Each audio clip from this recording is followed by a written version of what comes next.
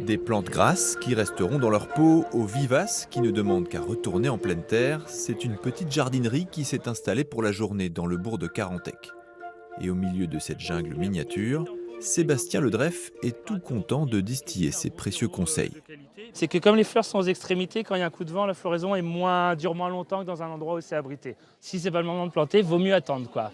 Et c'est dur d'expliquer aux gens que la patience, le jardin c'est la patience, et c'est souvent les clients c'est il fait beau, il fait du soleil, il faut qu'on plante aujourd'hui.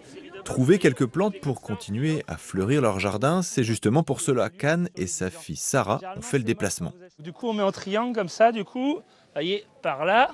Elles repartent avec 2 variétés qu'elles vont planter ensemble à quelques kilomètres de là.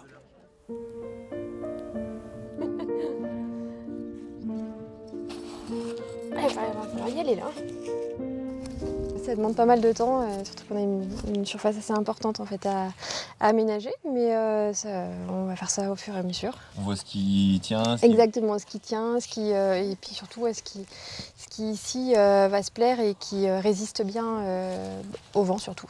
J'aime bien parce qu'on peut partager des moments et on peut jouer dans l'herbe et on peut s'amuser dans la terre et tout.